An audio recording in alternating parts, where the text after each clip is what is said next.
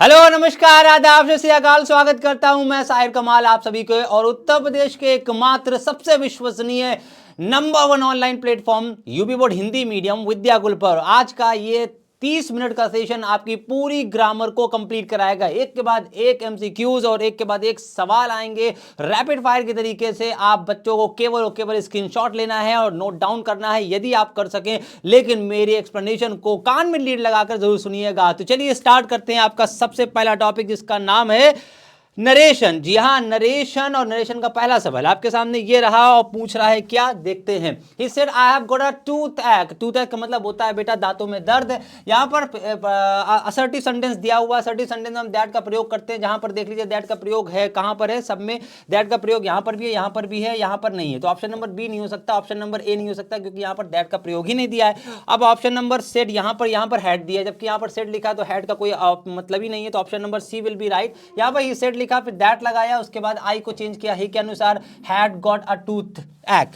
Next question, question number 2 है she thanked मी। उसने मुझे थैंक किया और इसे कह रहा है कि डायरेक्ट नरेशन में कर दीजिए। तो डायरेक्ट नरेशन में क्या करना है, उसने मुझसे कहा क्या, थैंक यू, यही कहा होगा। तो इसका मतलब है she said to me. She said to him लिखा है, नहीं हो सकता। शी सेज टू हिम लिखा नहीं हो सकता क्योंकि यहां पर मी है। और शी सेज टू मी, यहां पर से लिखा हुआ है, ये भी नहीं हो सकता क्योंकि यहां पर थैंक्ड लिखा है तो पास्ट इंडेफिनिट में होगा बेटा। तो इसका मतलब option number D will be right. She said to me thank you. देखो हमने आपको ऑलरेडी बता दिया था। तो थैंक यू जब भी आ जाए तो डायरेक्टली वो कह सकता है शी इज थैंक्ड मी, उसने मुझे शुक्रिया अदा किया, या फिर उसने मुझसे कहा शुक्रिया। तो दोनों सही है। चलिए option question number 3, Vihan said to me what's your name. ये है आपका इंट्रोगेटिव। इंट्रोगेटिव में जब भी आप देखेंगे तो यहां पर आपको दैट नहीं मिलेगा, आपको इफ या वेदर में से कोई एक कंजंक्शन लगाना है, या फिर अगर इंट्रोगेटिव डबल इंट्रोगेटिव के फॉर्म में आ जाए, मतलब जहां पर कोई क्वेश्चन वर्ड ऑलरेडी दिया हो तो वही क्वेश्चन वर्ड आपका कंजंक्शन बन जाता है। तो यहां पर देखेंगे क्या, सब में देखो सेट टू को आस कर दिया गया, बिल्कुल सही है। विहान आस, विहान आस, विहान आस, विहान आस।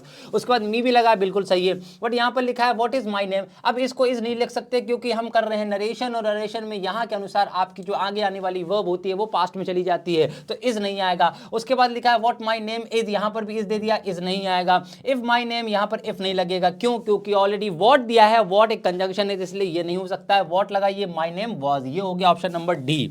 Next question number 4, Shirin will say I do yoga in the morning. अब यहां पर ध्यान देने वाली बात है, जब भी आपकी रिपोर्टिंग वर्ब फ्यूचर में हो तो आगे आने वाला जो टेंस होगा वो बदलेगा नहीं, इवन दो हम उसके प्रोनाउन को चेंज कर सकते हैं। तो आई को तो चेंज किया जा सकता है, बट यहां पर डू जो कि प्रेजेंट इंडेफिनिट का सिंबल है, तो प्रेजेंट इंडेफिनिट में ही टेंस रहेगा, चाहे वहां पर आई लिखा हो या ही लिखा हो। ही लिखा होगा तो डज आ जाएगा, अगर आई लिखा होगा तो डू आ जाएगा। तो देखते हैं, यहां पर फ्यूचर दिया हुआ था, देखते हैं कहां कहां पर दिया हुआ। देखो यहां विल से, यहां पर विल से, जबकि यहां सेट दे दिया, यहां पर यूज टू दो, कोई मतलब ही नहीं है इन दोनों ऑप्शन का। तो Shirin will say, Shirin will say, आगे दैट लगाना है, दैट यहां पर भी है, दैट यहां पर भी है। आई को किस में चेंज किया, शिरीन के अनुसार, तो यहां पर शी है, यहां पर भी शी है। अब यहां पर देखो पास्ट में दे दिया, तो इसलिए ऑप्शन नंबर ए कट गया, ऑप्शन नंबर बी सही हो गया, क्योंकि यहां पर हमने आपसे कहा था कि अगर आपका प्रेजेंट या फ्यूचर में, अगर प्रेजेंट या फ्यूचर में आपकी रिपोर्टिंग वर्ब आ जाए तो बेटा रिपोर्टिंग वर्ब के प्रेजेंट में या फ्यूचर में होने की वजह से आगे आने वाले टेंस को चेंज नहीं करते, इसलिए आगे आने वाला जो टेंस होगा वो पास्ट में नहीं बल्कि प्रेजेंट में ही रहेगा।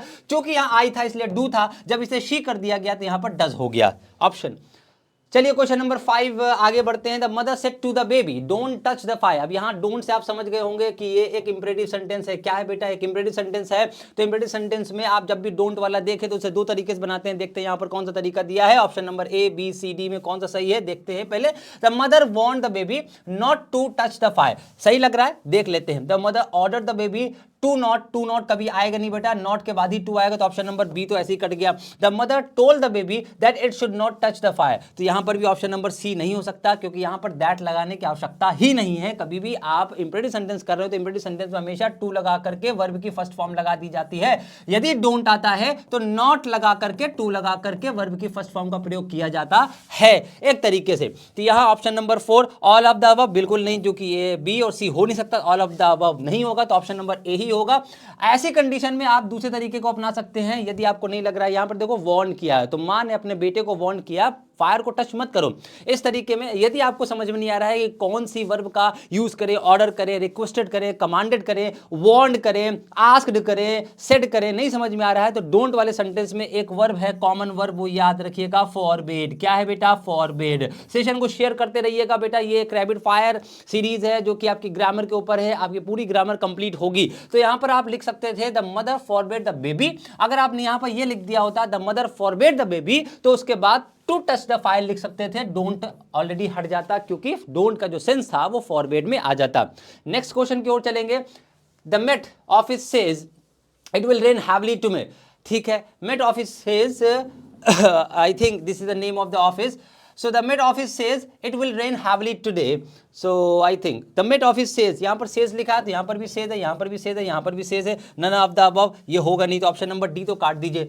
उसके बाद that लगाएंगे, बिल्कुल यहाँ लगा है, यहाँ लगा है, यहाँ लगा है। अब यहाँ पर देखो it के साथ will लगा है, यहाँ पर भी will है, यहाँ पर would आ गया, यहाँ पर would आ गया, नहीं होगा। क्यों नहीं होगा? ये नहीं होगा, ये नहीं होगा। क्यों? क्योंकि यहाँ पर प्रेजेंट में दिया हुआ, जब प्रेजेंट में आपकी रिपोर्टिंग वर्ब या फ्यूचर में होती है तो आगे आने वाले टेंस को चेंज नहीं करते, तो option number A will be right. Next है brain said to Mandy. Brain ने मैंडी से कहा, ब्रेन एक आदमी होगा, मैंडी एक लड़की होगी। Where is the market? Market कहां पर है? Again the double interrogative sentence दिया हुआ है तो वेयर ये कंजंक्शन बन जाएगा। देखते हैं कहां कहां पर है। देखो इफ लगा दिया, ये कंजंक्शन यहां पर नहीं आएगा, तो ऑप्शन नंबर सी तो कट गया।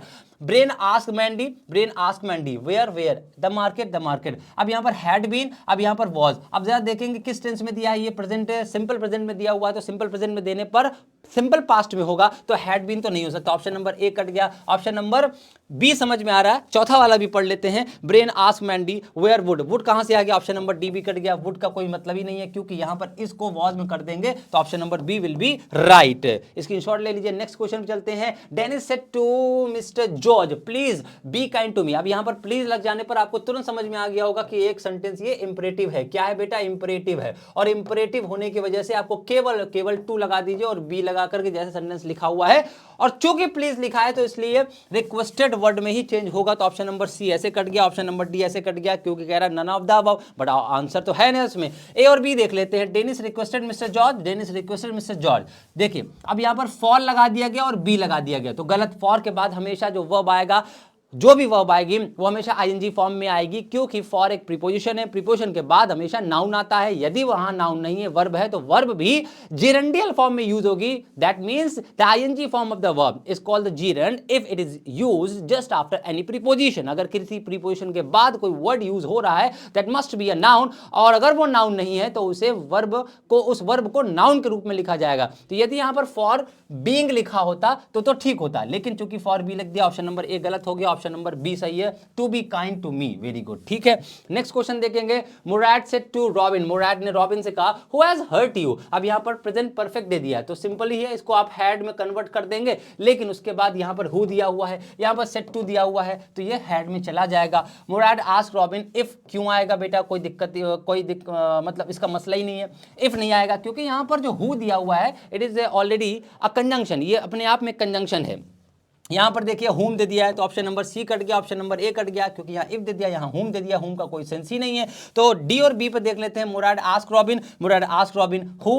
अब यहां पर देखो हैड दिया है, हैज को हम किस में चेंज करेंगे? हैड में, तो ऑप्शन नंबर बी सही हो जाएगा। वॉज कट जाएगा, क्योंकि वॉज नहीं होगा। My grandmother said to me may you live long. यहां पर ये सेंटेंस दिया हुआ है बेटा ऑप्टेटिव टाइप में। ऑप्टेटिव टाइप में भी जब आप सेंटेंस को ऐड करते हैं तो दैट वर्ड का प्रयोग करेंगे। लेट्स सी क्या होगा। My mother prayed that I might live long. I think this is the right, but second वाले को चेक करते हैं। My mother prayed that you may live long. अब यहां पर जो ये वर्ड है बेटा यू, तो यू को मी के अनुसार चेंज करेंगे, क्योंकि ये सेकंड पर्सन प्रोनाउन है। बहुत ध्यान से सुनना बेटा, हम स्पीड में जरूर बोल रहे हैं, क्योंकि कम समय आपके पास बचा है, तो कम समय में जितना ज्यादा सवाल करेंगे, जितनी प्रैक्टिस करेंगे, उतना ही आपके लिए बेनिफिट है बेटा। ठीक है, इस वजह से आप लोगों को थोड़ा स्पीड में मिल रहा है चीजें, इसलिए क्योंकि समय कम है और आप लोग पढ़ा नहीं है आपने पिछले 8 महीने 9 महीने, लेकिन बच्चे तो आप भी हमारे हैं, इसलिए हम आपसे कहना चाह रहे हैं बहुत ध्यान से कान में लीड लगाकर सुनिएगा और इसे डबल एक्स स्पीड में मत देखिएगा तो और नहीं समझ में आएगा, क्योंकि ऑलरेडी हम बहुत तेज बोल रहे हैं ताकि आपके ज्यादा से ज्यादा क्वेश्चन हो सके। My grandmother said to me,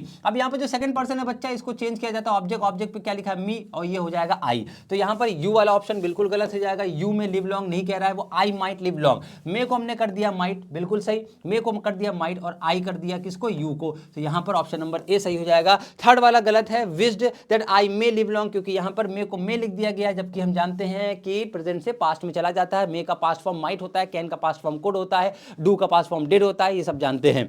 next question चलेंगे बेटा। Mrs Reddy said I wanted to buy an iPhone last year, मैं एक आईफोन खरीदना चाहती थी लास्ट ईयर। चलिए देखेंगे, मिस रेड्डी सेड दैट, यहाँ पर सेट लिखा है तो सेट को टोल्ड नहीं करेंगे जब तक यहाँ पर कोई ऑब्जेक्ट नहीं दिया जाता। अगर ऑब्जेक्ट दे दिया है तो सेट को आप टोल्ड कर सकते हैं, बट यहाँ पर सेट को सेट ही लिखेंगे। सब में लिखा हुआ है, आगे दैट लगेगा क्योंकि ये अफर्मेटिव सेंटेंस है, दैट लगा। उसके बाद आई कौन है, मिसेस रेड्डी, यहाँ पर भी शी है, यहाँ पर भी शी है, यहाँ पर भी शी है। अब देखो यहाँ पर वांटेड दे दिया, this is already past indifferent. अगर पास्ट इंडिफरेंट है बेटा, ऑलरेडी पास्ट इंडिफरेंट आ गया तो इसे पास्ट परफेक्ट में करते हैं, क्योंकि पास्ट इंडिफरेंट छोटा पास्ट होता है और पास्ट परफेक्ट बड़ा पास्ट। उसी तरह पास्ट कंटिन्यूअस आने पर पास्ट परफेक्ट कंटिन्यूअस में कर देते हैं। पास्ट कंटिन्यूअस छोटा कंटिन्यूअस पास्ट होता है और पास्ट परफेक्ट कंटिन्यूअस थोड़ा बड़ा होता है, इसलिए आप हमेशा याद रखें पास्ट इंडिफरेंट के आने पर पास्ट परफेक्ट में चेंज करेंगे। तो यहां पर वुड नहीं हो सकता, वांटेड को यहां वांटेड लिख दिया, ऑप्शन नंबर बी भी कट गया, तो ऑप्शन नंबर ए सही होगा। Had wanted to buy an iPhone last year, यहां से मिस हो गया, लास्ट ईयर ऐड कर लीजिएगा। नेक्स्ट क्वेश्चन है, I said to my teacher good morning madam, this is also optative type of sentence, ये भी एक ऑप्टेटिव टाइप ऑफ सेंटेंस है। ऑप्टेटिव टाइप में किसी को विश किया जाता है, किसी के लिए प्रे किया जाता है, किसी को कर्ज किया जाता है। I said to my teacher, इसका मतलब मैंने अपने टीचर से कहा। तो अब यहां पर गुड मॉर्निंग करा हुआ है, तो भाई मैडम वर्ड लिखा है, अगर यहां पर सर या मैडम आ जाए, इस पार्ट में सर या मैडम आ जाए बेटा, तो ये हमेशा याद रखिएगा रिस्पेक्टफुली वर्ड जरूर ऐड कर दीजिएगा। रिस्पेक्टफुली, जब भी आप किसी को कहते हैं ना गुड मॉर्निंग सर, तो आपने उसे रिस्पेक्टफुली बुलाया सर, ये नहीं कहा good morning Santosh Kumar, good morning और हरीलाल, ऐसे नहीं बुलाएंगे। तो आप वहां रिस्पेक्टफुली लगा दीजिएगा। I respectfully wished my teacher, मैंने अपने टीचर को रिस्पेक्टफुली क्या किया, विश किया। और क्या विश किया, good morning. This is the indirect way, ये एकदम इनडायरेक्ट वे है अपनी बात कहने का, जैसे वहां पर थैंक यू वाला सेंटेंस था, आपने देखा होगा। नेक्स्ट क्वेश्चन, क्वेश्चन नंबर जो भी है, राशि said my mother is my best friend, मेरी माँ मेरी सबसे अच्छी दोस्त है। ये भी एक असर्टिव सेंटेंस है। असर्टिव सेंटेंस में दैट लगाते हैं बेटा, तो दैट लगा दीजिए। यहाँ पर देखिए दैट सभी में लगा है, केवल यहाँ पर तो ऑप्शन नंबर डी कट गया है। राशि सेड दैट दैट दैट। अब माय मदर हर मदर, अब हर मदर कहाँ से आ गया भाई, जाहिर सी बात है माई किसके लिए यूज हुआ, राशि। राशि कौन है, एक लड़की, और लड़की के लिए जो पॉजिटिव केस होगा वो क्या होगा बेटा, हर। इसका मतलब है यहाँ माई कट गया। ऑप्शन नंबर ए गलत, बी गलत, सी सही, क्योंकि यहाँ पर हर मदर है। और यहाँ पर इस था, इसको हमने वॉश कर दिया, यहाँ पर माई था इसलिए इसे हर कर दिया, बेस्ट फ्रेंड को बेस्ट फ्रेंड लिखा, ऑप्शन नंबर सी सही हो गया। स्क्रीनशॉट लेते रहिए बहुत तेजी के साथ। Golu said to Molu will you give me your laptop, Golu ने मोलू से कहा क्या तुम मुझे अपना लैपटॉप दोगे। This is single interrogative sentence, single interrogative sentence आ जाए बेटा, वहां पर इफ वर्ड का प्रयोग करना है आप लोगों को। कहां पर लगा है बेटा, नन ऑफ द अबव यहां पर दिया हुआ है, इफ और वेदर, अब दोनों यहां पर दिए। चलिए चेक कर लेते हैं। गोलू ने मोलू से कहा वेदर इफ, अब यहां पर ही आ रहा है, यहां पर यू है, मोलू कौन है, लड़का, लड़के के लिए हमने सब्जेक्ट क्या लिखा, ही लिखा, यहां पर भी ही, यहां पर भी ही। अब यहां पर विल था, विल का वुड कर दिया, गिव। अब यहां पर मी वर्ड है, मी किसके लिए यूज हुआ है, मोलू के लिए, गोलू के लिए। गोलू क्या है, एक लड़का, लड़के के लिए क्या यूज होगा, ही का ऑब्जेक्टिव केस हिम हो जाएगा। तो ऑप्शन नंबर यहां पर हिम दे दिया है, ऑप्शन नंबर यहां पर मी दे दिया, ऑप्शन नंबर बी गलत हो गया बेटा, ऑप्शन नंबर ए सही होगा। तो ये भी गलत, ऑप्शन नंबर ए सही हो गया। नेक्स्ट है सोनू विल आस्क यू, अब यहां पर फिर से आपको देखने को मिलेगा फ्यूचर में, और फ्यूचर में दिया हुआ इसका मतलब आगे आने वाले जो सेंटेंस होगा उसका टेंस चेंज नहीं होगा। तो यहां पर डू यू लाइक कॉफी तो लिखा है, तो ये सेंटेंस प्रेजेंट में ही रहेगा, even though the sentence is interrogative, ये प्रेजेंट टेंस में ही रहेगा, लेकिन सेंटेंस इंट्रोगेटिव है। तो इंट्रोगेटिव होने की वजह से यहां पर फिर से हम इफ वर्ड को देखेंगे, चारों में लगा हुआ है, जरा देखेंगे, विल आस्क, ठीक है। सोनू विल आस्क यू, अब यहां पर इफ लगाया गया, ठीक है, इफ लगा दिया गया। अब यहां जो यू है बेटा, यू में कन्वर्ट होगा तो यू ही लिखा जाएगा। अब यू डू लाइक कॉफी, ठीक है, ऑप्शन नंबर ए सही लग रहा है। अब यहां पर इफ के बाद डू नहीं लगेगा बेटा। जब भी कोई कंजंक्शन लग जाता है, कंजंक्शन के बाद हमेशा और हमेशा असर्टिव फॉर्मेट यूज होता है। असर्टिव फॉर्मेट ऑफ सेंटेंस का मतलब होता है सब्जेक्ट वर्ब और ऑब्जेक्ट। क्या होता है बेटा, सब्जेक्ट वर्ब और ऑब्जेक्ट। तो यहां पर इफ के बाद हेल्पिंग वर्ब नहीं आ सकती, ऑप्शन नंबर बी गलत। यहां पर इफ ही लाइक्स, यहां पर ही कोई हो नहीं सकता क्योंकि यू को यू में कन्वर्ट किया गया, तो ही क्यों आ गया, ऑप्शन नंबर सी गलत। यहां पर you like coffee, if you like coffee देख लेते हैं, ये यू डू लाइक कॉफी या यू लाइक कॉफी, तो ऑप्शन नंबर ए भी गलत हो रहा है क्योंकि यहाँ पर प्रेजेंट इंडेफिनिट टेंस में यू लाइक कॉफी लिखा जाएगा। यहाँ पर हेल्पिंग वर्ब का मतलब नहीं है क्योंकि हेल्पिंग वर्ब इंट्रोगेटिव और नेगेटिव सेंटेंस में लगती है, जबकि आप जब कोई इंट्रोगेटिव को कन्वर्ट करेंगे तब वो अफर्मेटिव फॉर्म में हो जाएगा। अफर्मेटिव फॉर्म में डू डज नहीं आता, नेगेटिव और इंट्रोगेटिव फॉर्म में आता है, तो ऑप्शन नंबर डी सही हो जाएगा। नेक्स्ट क्वेश्चन है बेटा, अच्छा नेक्स्ट से पहले आप हम सभी से जुड़ सकते हैं इस आईडी पर, हैशटैग चला सकते हैं हैशटैग यूपी टॉपर, किस डिस्ट्रिक्ट से आप यहाँ पर लिखिए हर घर विद्या कुल, और ये है आपके टीचर्स से जुड़ने के लिए उनकी इंस्टाग्राम आईडी। चलिए अब आपका आने वाला है सिंथेसिस, सिंपल बनाना है बट आंसर भी है, समझा देते हैं। ही सॉ अ लॉइन, उसने एक लॉइन देखा, the lion was very furious, उसने एक लॉइन देखा, लॉइन कैसा था, फ्यूरियस था। तो यहाँ पर जो फ्यूरियस वर्ड है बेटा ये किसके लिए, लॉइन के लिए, he saw a very furious line. Now it has become simple sentence, यहाँ पर सिंपल सेंटेंस बन गया बाय यूजिंग एन एडजेक्टिव, एक एडजेक्टिव का प्रयोग करते हुए हमने इसको सिंपल सेंटेंस बनाया। यहाँ पर एक वर्ब थी, यहाँ पर भी एक वर्ब थी, दोनों वर्ब में से किसी एक वर्ब को हटाना ही सिंपल सेंटेंस बनाना है। अगर दो सिंपल सेंटेंस दे दिया जाए, तीन दे दिया जाए, तो उन सब में एक ही वर्ब को रख सकते हैं। अगर दो वर्ब को रख दिया तो वो सेंटेंस कभी भी सिंपल नहीं हो सकता। तो यहां पर देखिए हमने उसी दोनों बातों को हमने एक सेंटेंस में बोला, he saw a very furious line, उसने एक बहुत ही फ्यूरियस लाइन देखा। नेक्स्ट सेंटेंस देखेंगे, Kalidas was a great poet, this is a fact, कह रहा है कॉम्प्लेक्स सेंटेंस बना दीजिए। दिस इज अ फैक्ट को आप कह सकते हैं एवरीबडी नोज द फैक्ट, या तो इस तरीके से बनाइए, everybody knows the fact that is the most usable conjunction in complex sentence. Complex sentence को बनाने में सबसे ज्यादा अगर प्रयोग होता है तो वो दैट वर्ड का प्रयोग किया जाता है। Everybody knows the fact that Kalidas was a great poet, Kalidas बहुत ही ग्रेट पोएट थे, या तो ये ठीक है।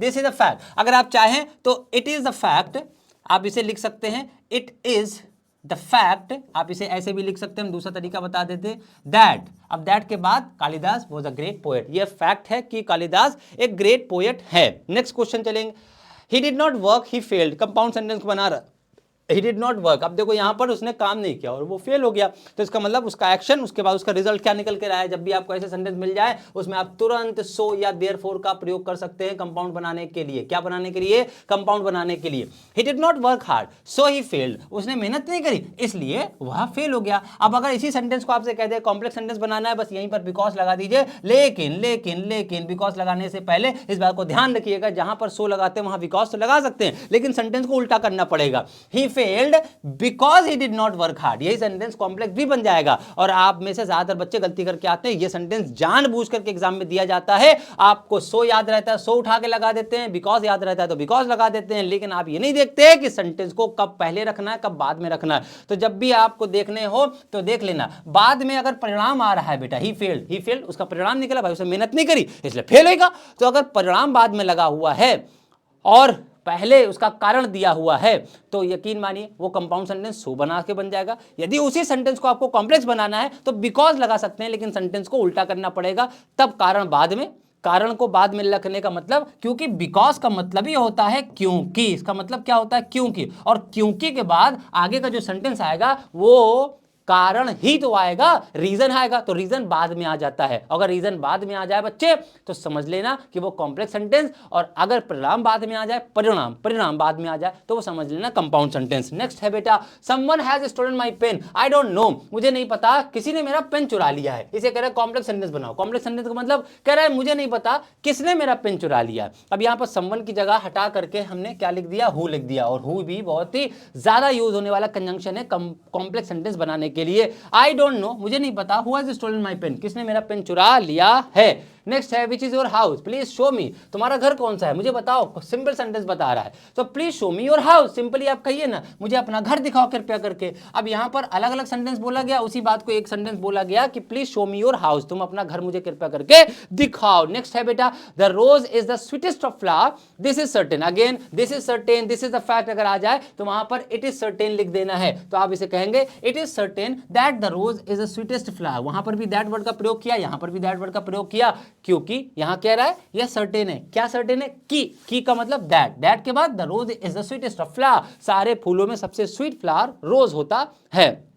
नेक्स्ट है, I went to the circus I purchase 2 tickets, मैं सर्कस गया मैंने 2 टिकट खरीदी। कंपाउंड सेंटेंस, बस कंपाउंड सेंटेंस में सबसे ज्यादा यूज होने वाला कंजंक्शन एंड, यहां पर आप एंड लगा सकते हैं कि मैं सर्कस गया और मैंने 2 टिकट्स खरीदी। एंड वर्ड का प्रयोग 2 शब्दों को, दो क्लॉजेस को, दो फ्रेजेस को जोड़ने के लिए किया जाता है, ठीक है, दो इक्वल रैंक के सेंटेंस होते हैं तब। लेकिन उसके अलावा एंड वर्ड का प्रयोग एक जगह और किया जाता है, और वो होता है जहां कहीं भी एक सीक्वेंस ऑफ एक्शंस आए। सीक्वेंस ऑफ एक्शन का मतलब कोई व्यक्ति एक काम के बाद दूसरा, दूसरे के बाद तीसरा, तीसरे के बाद चौथा काम करे। जैसे कि मान लो मैं घर में घुसा, मैंने लाइट ऑन करी, फिर मैं लेट गया, यही तो कहा जाएगा। क्या ये कहा जाएगा मैंने लाइट ऑन करी, मैं लेट गया, मैं घर में घुसा? ये तो नहीं कहा जाएगा। तो जहां पर भी सीक्वेंस ऑफ एक्शन, मैंने गाड़ी निकाली, फिर उसे स्टार्ट किया और मैं मार्केट की तरफ गया, तो पहले गाड़ी निकालेगा, फिर उसे स्टार्ट करेगा, फिर मार्केट जाएगा। ऐसा कोई कहे मैं मार्केट गया, फिर मैंने गाड़ी स्टार्ट करी, फिर मैंने गाड़ी निकाली, ये तो सीक्वेंस होगा नहीं। तो सीक्वेंस ऑफ एक्शंस को बताने के लिए भी हम एंड वर्ड का प्रयोग करते हैं। I went to the circus and I purchase 2 tickets. Next है बेटा, he worked hard, he might no fail, he might not fail, sorry, उसने मेहनत करी, ही माइट नॉट फेल, वह फेल नहीं हो सकता है। कॉम्प्लेक्स सेंटेंस, कॉम्प्लेक्स सेंटेंस में he worked hard lest he should fail. अब देखो क्या कह रहा है, उसने मेहनत करी, कहीं ऐसा ना हो वह फेल हो जाए। यहां पर जो लेस्ट वर्ड है ना बेटा, लेस्ट, इसका मतलब होता है कहीं ऐसा ना हो, ऐसा ना हो। बेटा सेशन को शेयर जरूर कर देना, क्योंकि एक प्रैक्टिस सेशन है ये, ताकि आपको कुछ ना कुछ मिलता रहे लगातार। कहीं ऐसा ना हो, तो अब उसने मेहनत क्यों करी, कहीं ऐसा ना हो कि वह फेल हो जाए। नेक्स्ट है, a sick man is walking there, he is very careful in it। a sick man is walking there, he is very careful in it। Simple sentence बना रहा है, दोनों सेंटेंस में अपनी अपनी वर्ब है, यहां पर ये वर्ब है, यहां पर ये वर्ब है ना। तो a sick man is walking there, वहां पर एक बीमार आदमी टहल रहा है, बहुत ही केयरफुल है इसमें, किसमें, टहलने में। तो अब आप देखें, a sick man is walking there very carefully, यहां पर हमने किस वर्ड का प्रयोग किया या किस मेथड का, जो कि सिंपल सेंटेंस बनाता है, एडवर्ब का, एडवर्ब का, एडवर्ब का। कैसे, एडवर्ब का यूज करते हुए हमने उसका पूरा सिंपल सेंटेंस बना दिया। एक बीमार आदमी वहां पर टहल रहा है, ध्यानपूर्वक, बहुत ही ध्यानपूर्वक एक बीमार आदमी वहां टहल रहा है। A sick man is walking there, he is very careful in it. Next है बेटा, run quickly you will miss the train, तेज दौड़ो तुम ट्रेन मिस कर दोगे। कंपाउंड कह रहा है, so run quickly otherwise you will miss the train, तेज दौड़ो वरना, वरना, वरना, अदरवाइज का मतलब होता है वरना तुम ट्रेन मिस कर दोगे, यही तो कहना चाह रहा है। अगर इसी सेंटेंस कॉम्प्लेक्स बनाया जाए बेटा, तो यहीं पर आप लेस्ट वर्ड का प्रयोग कर लीजिएगा, रन क्विकली, कहीं ऐसा ना हो कि तुम मिस कर दो ट्रेन, ठीक। लेकिन सेंटेंस लिखा ऐसे जाएगा, run quickly, run quickly लेस्ट you, यहां पर फिर विल नहीं आएगा, बल्कि इसे आपको चेंज करना पड़ेगा, you should miss the train, ठीक, you should miss the train, यही करना है। तो यहां पर लेस जब लगाते हैं तो आगे आने वाले सेंटेंस में शुड वर्ड का प्रयोग जरूर करते हैं। नेक्स्ट है बेटा, he wanted to buy some clothes, he went to market, वह कुछ कपड़े खरीदना चाहता था, वह मार्केट गया। सिंपल सेंटेंस बनाना है, तो वह कुछ कपड़े खरीदना चाहता था, वह मार्केट गया, तो सिंपली लिखिए वह मार्केट कुछ कपड़े खरीदने के लिए गया। He went to market to buy some clothes, कुछ कपड़े खरीदने के लिए वह मार्केट गया। नेक्स्ट है, he is a name, this is known to all, again this is known to all आ गया ना बेटा। अब यहां पर कह रहा है कॉम्प्लेक्स सेंटेंस बनाओ, तो यहां पर that he is a name is known to all, या तो ये लिखिए या फिर लिखिए it is known to all that, it is known, it is known to all, यह सब जानते हैं, that he is a name, क्या, ही इज अ नेम, ठीक है। इसको आप ऐसे भी लिख सकते हैं। Next, he came to my father, he is the principal of a college, वह मेरे पापा के पास आया, वह प्रिंसिपल हैं। कौन प्रिंसिपल हैं, वह कौन होंगे, पापा ही होंगे। he came to my father, he is the principal of a college, college के वह प्रिंसिपल है, कंपाउंड सेंटेंस कह रहा है। so he came to my father who is the principal of a college। अब आप कहेंगे सर यहाँ तो who लगा है तो कॉम्प्लेक्स सेंटेंस का होता है, जी नहीं, यहाँ पर आपको जो who मिला है, this is exception case of compound sentence. Compound sentence में who वर्ड का प्रयोग बिल्कुल नहीं होता है, लेकिन एक एक्सेप्शन केस होता है जहां पर यह सेंस आ जाए एंड ही का। जैसे ही केम टू माई फादर, वह मेरे पिता के पास आया, और वह स्कूल के प्रिंसिपल हैं। तो यहां पर जो और वह जब आ रहा है, इन दोनों को मिला करके हु लिखा गया, इन दोनों को ही मिला करके हु लिखा गया है।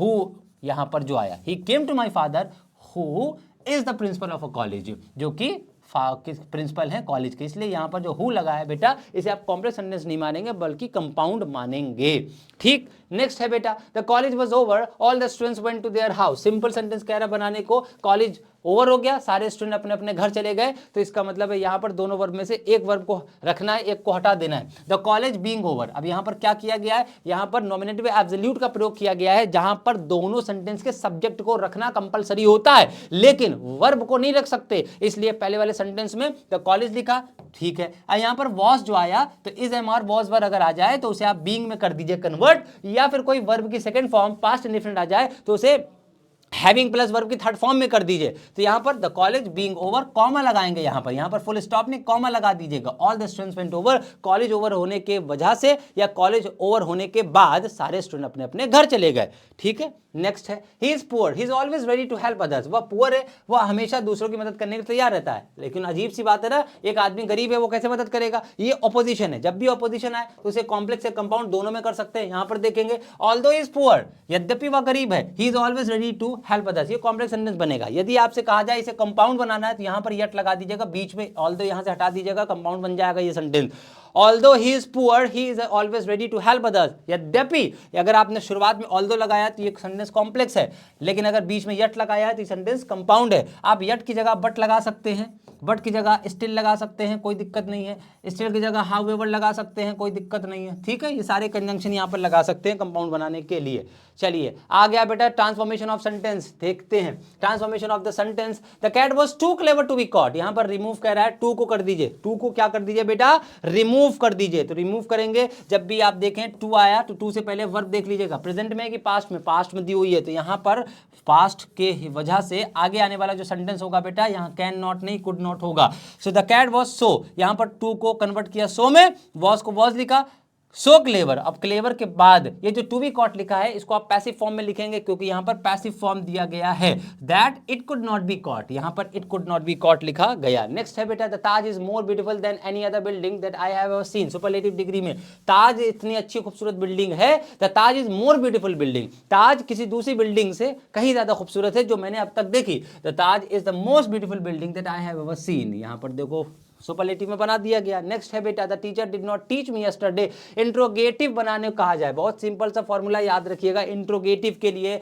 असर्टिव के लिए। अगर असर्टिव सेंटेंस बेटा पॉजिटिव फॉर्म में है तो उसका इंट्रोगेटिव निगेटिव फॉर्म में बनेगा, अगर असर्टिव सेंटेंस निगेटिव फॉर्म में है तो उसका इंट्रोगेटिव पॉजिटिव फॉर्म में बनेगा, क्या, पॉजिटिव फॉर्म में। अब देखो ये सेंटेंस दिया हुआ है बेटा असर्टिव सेंटेंस, लेकिन साथ में नॉट भी तो लगा हुआ है, तो ये असर्टिव तो है लेकिन निगेटिव में है, इंट्रोगेटिव कैसा बनेगा, पॉजिटिव फॉर्म में। तो कह रहा है टीचर ने मुझे कल नहीं पढ़ाया, तो इसी बात को कहेंगे क्या टीचर ने मुझे कल पढ़ाया, टीचर ने मुझे कल नहीं पढ़ाया, क्या टीचर ने मुझे पढ़ाया, टीचर ने मुझे कल नहीं पढ़ाया। तो यहाँ पर that the teacher teach me yesterday, क्या टीचर ने मुझे कल पढ़ाया, दिस इज द इंट्रोगेटिव।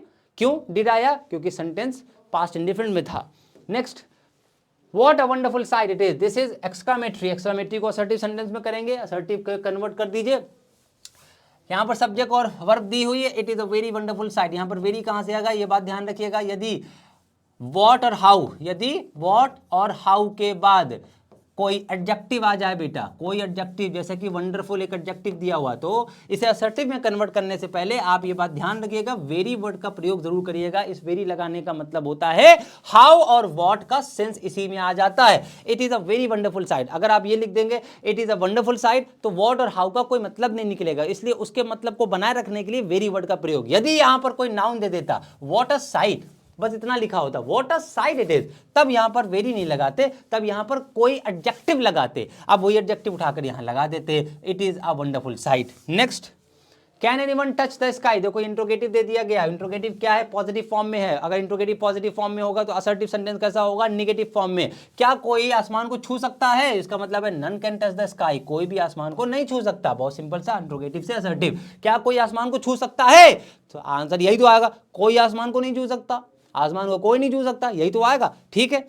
चलो नेक्स्ट है बेटा the monkey has destroyed all the plants, monkey ने सारे प्लांट्स को डिस्ट्रॉय कर दिया पैसिव फॉर्म में। सो ऑल द प्लांट्स ये हो जाएगा आपका सब्जेक्ट, ऑल द प्लांट्स, उसके बाद आपकी जो वर्ब है हैव, यहां पर एन हटा लीजिएगा, have been destroyed by the monkey, हो गया आपका पैसिव फॉर्म। नेक्स्ट है बेटा any gift was not sent to my uncle this year, मेरे अंकल के द्वारा कोई भी गिफ्ट मुझे नहीं भेजा गया इस साल, एक्टिव फॉर्म में माय अंकल डिड नॉट। अब यहां पर लिखा है any gift was not Saint, was not Saint का मतलब हो गया कि पास्ट इंडिफिनिट का पैसिव फॉर्म लिखा है, क्योंकि वॉज वर्ब के बाद अगर वर्ब की third form is am are was verb के बाद वर्ब की थर्ड फॉर्म आ जाए दैट इज अ पैसिव। तो यहां पर my uncle did not send me any gift, मेरे अंकल ने इस साल कोई भी मुझे गिफ्ट नहीं भेजा है। नेक्स्ट है बेटा, लास्ट करते हैं। In spite of working hard he failed, कठिन परिश्रम करने के बावजूद वह असफल हो गया। सिंपल से कंपाउंड बनाना है। ही वर्कड हार्ड बट फेल्ड, उसने मेहनत करी लेकिन वो फेल हो गया। तो बच्चे आज का लास्ट सवाल है, tell me the place of your birth. ये सिंपल सेंटेंस था लेकिन सिंपल को कॉम्प्लेक्स में करने था, तो अब मुझे कह रहा है कि tell me the place of your birth, मुझे बताओ अपने place of birth. Place of birth का मतलब जहां तुम पैदा हुए, तो टेल मी द प्लेस, मुझे वो जगह बताओ जहां तुम पैदा हुए। यू वर बॉर्न, यहां पर यू के साथ वर क्यों लगा दिया गया, प्रेजेंट में क्यों नहीं लिखा गया, क्योंकि इंसान एक ही बार पैदा होता है इसलिए वो पास्ट में लिखा जाएगा, प्रेजेंट में बिल्कुल नहीं लिखा जाएगा। ये बात तो समझ ही गए होंगे। ये सवाल आपके होमवर्क के लिए है, स्क्रीनशॉट ले लो। ये सवाल आपके होमवर्क के लिए है कि आपने इसे सर्च की समझ में आया कि नहीं आया, कमेंट जरूर करिएगा वीडियो के एंड होने के बाद बच्चे। ठीक है, आज के सेशन में इतना ही। होप से आपको नरेशन, सिंथेसिस और ट्रांसफॉर्मेशन में हमने बहुत सारे सेंटेंस करा दिए। तो आज के सेशन बहुत ही रैपिड फायर के तरीके से था, लगातार हमने आधे घंटे तक आपके साथ बने रहे हैं। उम्मीद है कि एनर्जेटिक सेशन पाएंगे और ऐसे ही लगातार हमारे साथ बने रहेंगे। चैनल पर पहली बार आए तो जरूर सब्सक्राइब करें। आज के इस वीडियो में इतना ही। आप सभी को बहुत बहुत धन्यवाद। Thank you so much.